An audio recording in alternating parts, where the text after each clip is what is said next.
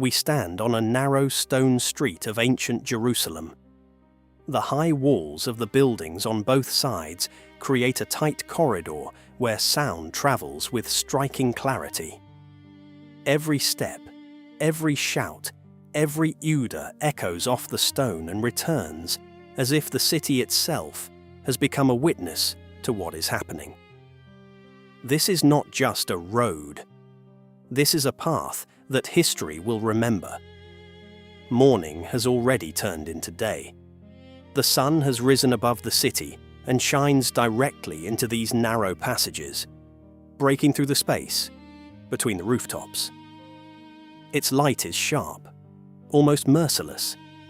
It reveals everything: the dust in the air, the tension on people's faces, the movement of the procession. The air is dry, hot, and with every passing minute it becomes harder to breathe. In this air, the smells of sun-scorched stone, human sweat, and dust rising from the road are mixed with something else. Something heavy that cannot be described with words, but is felt deep inside. The crowd fills the street. People stand tightly, almost touching each other. Some came out of their homes after hearing the noise. Some came intentionally to see what is happening. Others simply found themselves here by chance.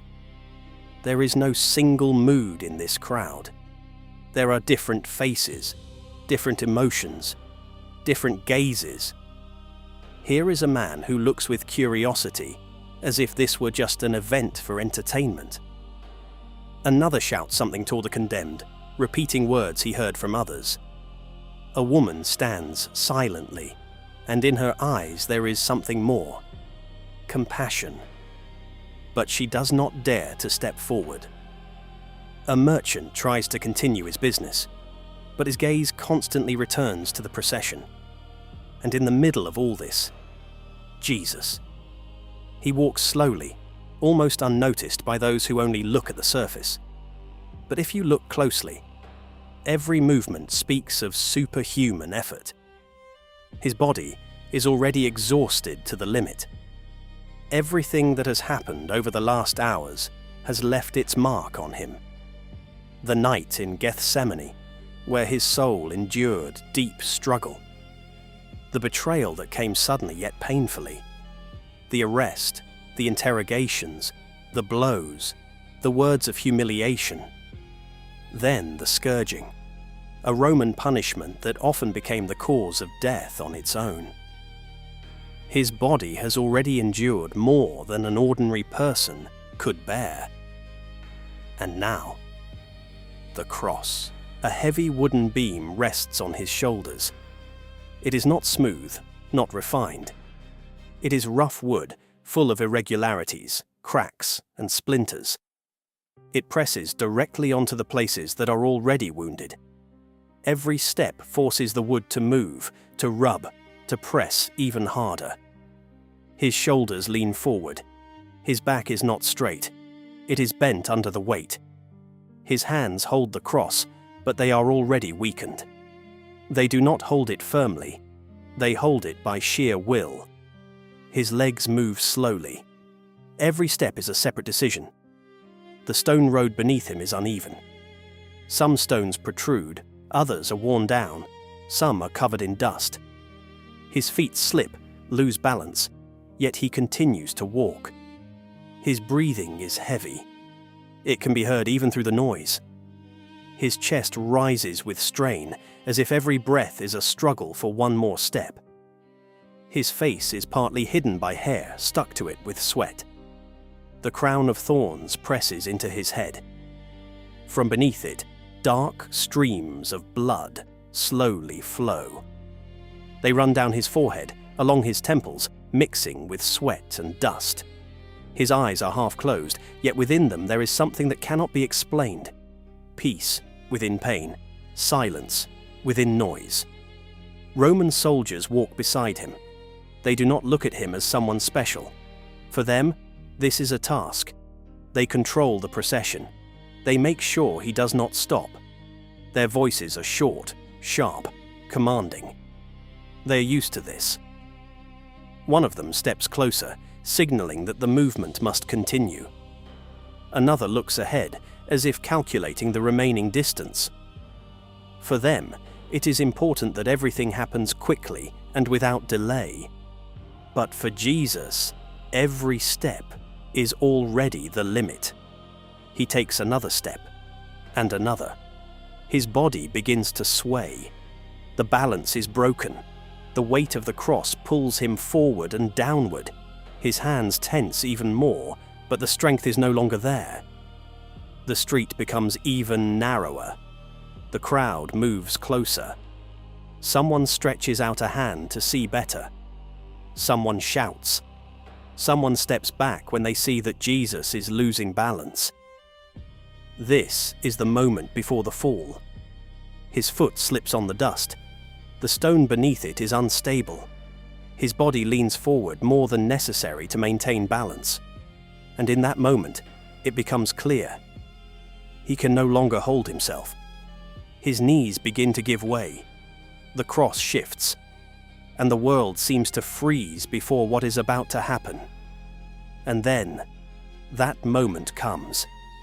His foot slips on the thin layer of dust covering the stones. The stone beneath it moves slightly, so little that another person might not even notice. But for Jesus, exhausted to the limit, it is enough. His body sharply tilts forward. The cross, resting on his shoulders, shifts with this movement. Its weight is no longer balanced. It falls downward, dragging him with it. His hands try to hold balance, but the strength is gone. His knees collapse. Jesus falls. This fall is not slow or controlled. It is heavy, sudden, inevitable. His body loses support, and with him, the cross falls as well. A dull sound of wood striking stone spreads through the street. Dust rises into the air like a curtain, briefly covering the entire scene. People around instinctively step back. Some shout. Some fall silent. Others lean forward to see better. For a few seconds, the rhythm of everything changes. Jesus lies on the ground. The cross partly presses his body down. His hands are caught between the wood and the stone. His chest is compressed, and breathing becomes even harder. His face is almost touching the ground. Dust sticks to his skin. It mixes with sweat and blood, forming a layer on his face that hides his features but cannot hide what is within them. His eyes close for a moment. This is not just a physical reaction. This is a moment of complete exhaustion. His body has reached its limit. His muscles can no longer hold the weight. His breathing is broken. His heart beats fast, but it no longer gives strength. And in this moment, something deeper is revealed. This is not just the fall of a tired man. This is the moment in which Jesus enters the experience of every person who has ever fallen under the weight of their life. Every weakness, every fear, every moment when it feels impossible to continue. All of it is here, in this fall. The crowd reacts in different ways. Some laugh, seeing it as proof of weakness. Some shout, stirring others. Some remain silent, not understanding what is happening within this moment. Some turn away, because it is hard to watch. The Roman soldiers do not stop for long. For them, it is a delay. One steps forward, sharply ordering him to rise. His voice is harsh, without emotion. Another looks irritated. The procession must not stop. They are used to this. They have seen people fall, and they know that most rise only because they are forced. But here, there is something different.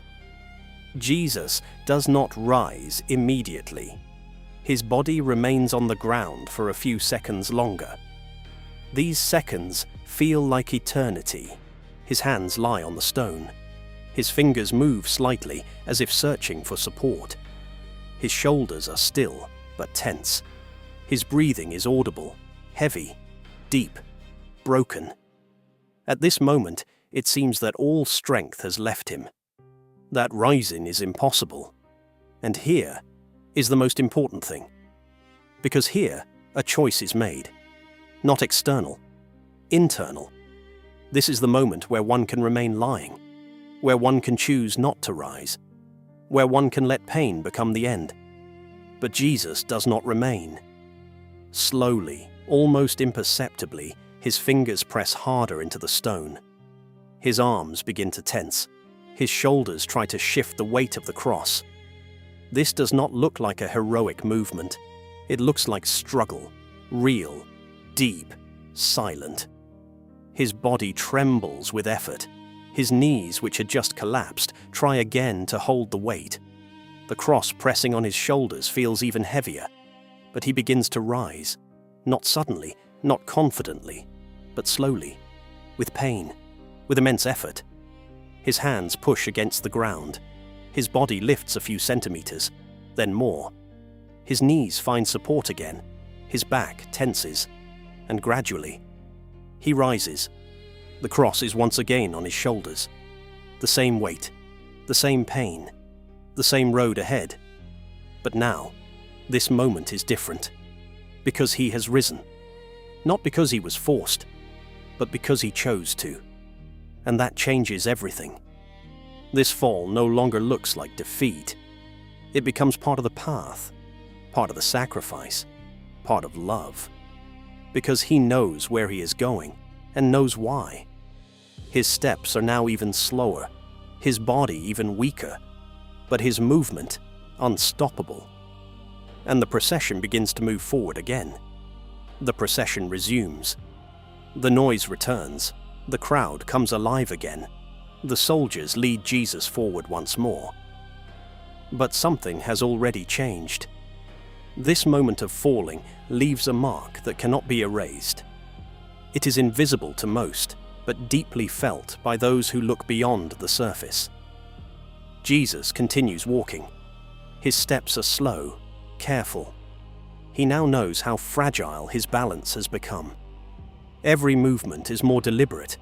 His feet touch the stone as if each step is a decision not to fall again. The cross on his shoulders has not become lighter. It is the same, as heavy, as rough, as unbearable.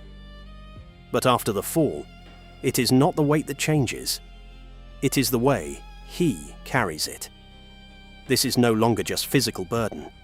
It is a chosen burden, a voluntary path.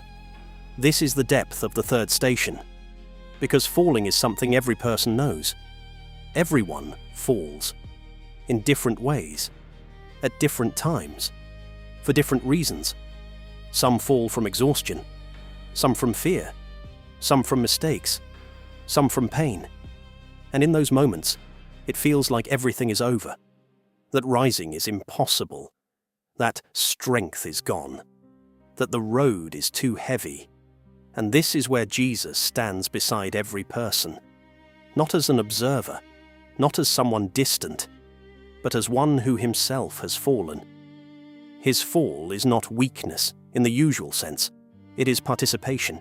It is entering the human experience. He does not just see human pain. He lives it. He does not just know what falling means. He falls himself. And because of this, no one who falls is alone anymore. Because this path has already been walked. This pain has already been carried. This fall already has an answer. And the answer is not in avoiding the fall, but in rising again. Jesus shows this not with words, but with action. He falls, and he rises. And this changes the meaning of falling itself. Because from now on, falling is not the end. It is part of the road. The crowd does not understand this. They look, but do not see. They see a man who has fallen, but they do not see the meaning of the fall. They hear the shouts of soldiers, but they do not hear the silence that speaks deeper. They watch the event, but do not understand its significance. And this is another dimension of this scene. Truth is happening right before them, but remains hidden. The Roman soldiers walk beside him, their faces unchanged. They do not stop to reflect. They do not search for meaning. They follow orders. And here lies another contrast. The world moves by its own rules, fast, harsh, relentless. But Jesus walks slowly, through pain, through falling, but with purpose. And this contrast is felt in every step. His feet touch the stone again. He's more careful, not because he is afraid, but because his body is at its limit. His breathing is heavier, his movement slower. But his determination has not diminished. On the contrary, it has become deeper, quieter, stronger. Because now, this path has been tested by falling and endured. There is an ancient understanding of this station, that the first fall is a symbol of human weakness, but not only weakness, also hope. Because if Jesus rose, then rising is possible. If he continued, then the path can continue. And this makes this moment so important. Because it is not about perfection, it is about struggle. Not strength without weakness, but strength that passes through weakness and becomes greater. Jesus continues walking, and his figure slowly disappears down the narrow street. The crowd follows. The noise returns. The world seems normal again, but only on the surface, because something has already changed. On the stone where he fell, a mark remains, not physical, but spiritual. A mark that says to everyone, you may fall, but you do not have to remain there. You may lose strength, but that does not mean the path has ended. You may reach your limit, but even there, rising is possible. Jesus walks on, and this movement becomes the answer. Quiet, but final. Because in this fall, victory has already begun to reveal itself. Not loud, not obvious, but quiet, deep, and irreversible. Jesus continues walking. His figure slowly fades into the narrow street, yet the image remains before the eyes. His steps are heavy, uneven, but unstoppable. The cross is still on his shoulders. It has not become lighter. The pain has not lessened. The exhaustion has not disappeared. Yet he continues to walk. And this is the essence. Because after the fall, everything could have ended. There, on the stone, in the dust and noise, it could have been the final moment. His body was already exhausted, his strength nearly gone. It seemed impossible to rise. But he rose. And that changes everything. Because from that moment, every fall in the world has a different meaning. It is no longer the end. It becomes part of the road. We all know what it means to fall. Not necessarily physically. We fall when we lose hope, when we cannot bear the pressure, when we make mistakes, when we betray or are betrayed, when life becomes heavier than we expected. And in those moments, a thought comes, I can't anymore. I have no strength left. This is the end. But the third station says otherwise. It speaks quietly, but clearly. Even if you fall, it is not the end. Jesus did not avoid falling. He did not walk this path without weakness. He walked it through weakness.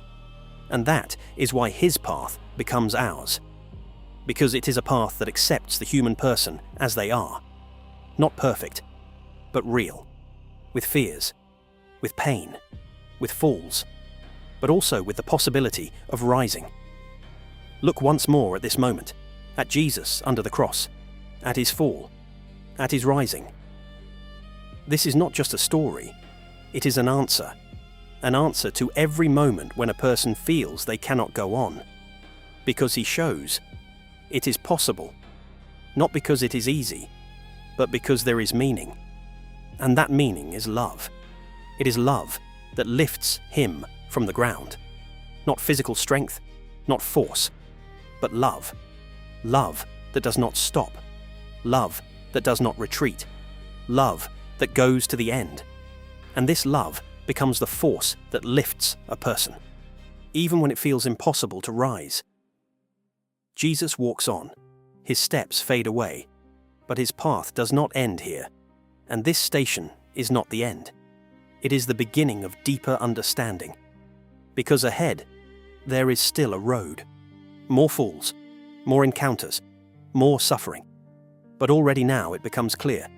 This path does not lead to defeat, but to victory. Quiet, deep, eternal. And now, pause for a moment. Think, what is your cross today? What weighs on you? What feels too heavy? What causes you to stop? And what has been your fall? Perhaps it is something only you know. Perhaps it is a pain you carry inside. Perhaps it is a fear that holds you back. But now look at Jesus. He has already been there. In that fall. In that weakness. At that point where it feels like everything is over. And he rose. And now he walks beside everyone who falls. Not ahead, not far away, but beside. At the very center of that experience. And so every fall now carries hope. Because there is one who has already risen and gives strength to others to rise. And perhaps right now, this is your moment to rise. Not quickly, not perfectly, but simply to rise. And take one more step, and another, and another. Because the path continues. Jesus walks ahead, and we walk after him, even through falls, even through pain, even through exhaustion. Because this path leads to light, to life, to resurrection. O Jesus, you who fell under the weight of the cross, yet rose and continued on, give us the strength not to stop when we fall. Teach us to rise. Teach us to carry our cross. Teach us to trust you even when the path seems too difficult. Be with us in our falls and lead us forward, step by step, to the light, to hope, to you. Amen.